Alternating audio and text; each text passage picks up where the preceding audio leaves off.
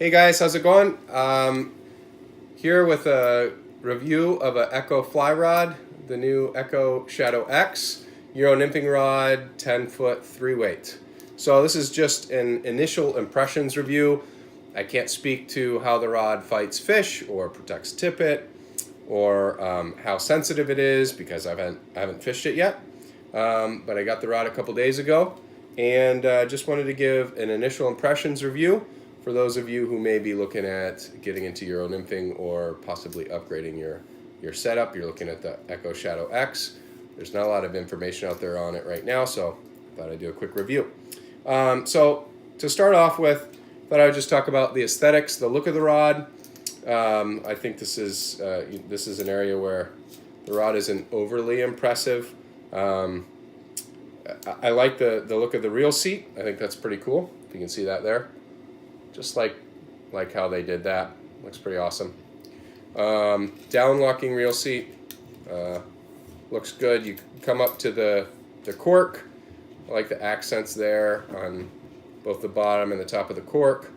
Quality of the cork, I would say, just okay. I've seen better, and I've also seen worse. So, decent amount of fills. It's not the highest quality cork I've seen, but it'll do.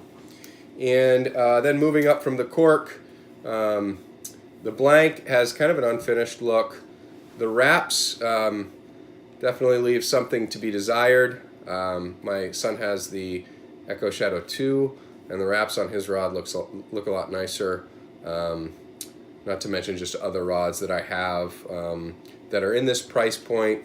The wraps generally look nicer than what these wraps look like. So don't know if you can see that there, but I'll show you. I like that they gave you a hook keeper. But that's about it. Oh, the other thing I was going to talk about real quick was the rod case.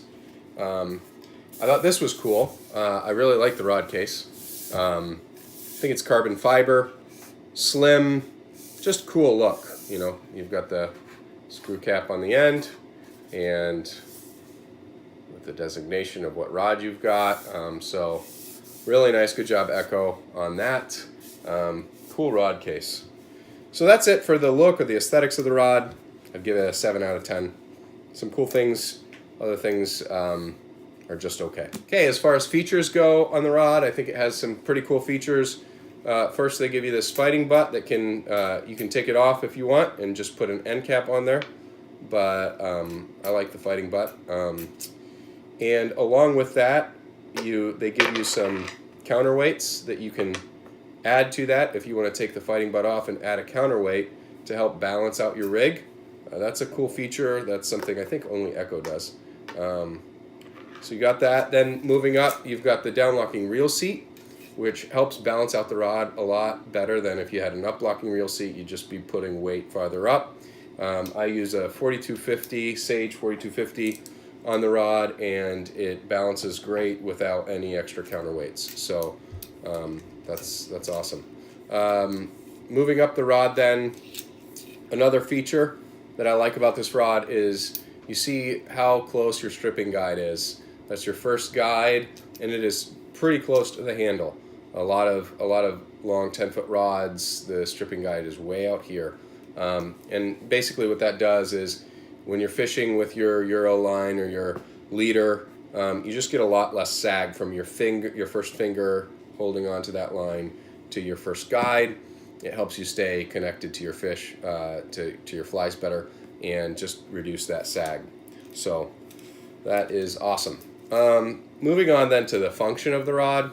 Like I said, I've only been able to cast it in the yard. I haven't fished with it yet.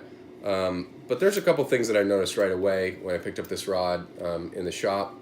When I put my reel on it and with line and felt the rod, it just feels extremely light overall, not tip heavy at all.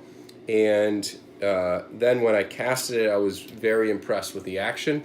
It's a true medium fast action, soft enough to cast a Euro with some nymphs, but not overly soft. I find that a lot of the Euro rods I've tried are just They feel to me to be too soft.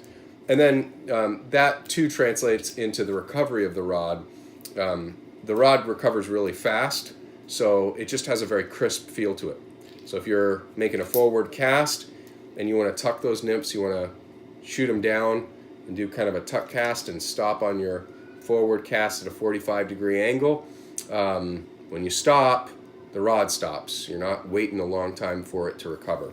So that's the other thing I noticed about the rod. And that's about it for the review. Shout out to Fly Fisher Shop in Brookfield, Wisconsin for hooking me up with this rod. If you live in the Milwaukee area, I would recommend them to you, Fly Fisher Shop. And wherever you live, I'd encourage you to go and check this rod out at your local shop. I think it's a great deal for the money.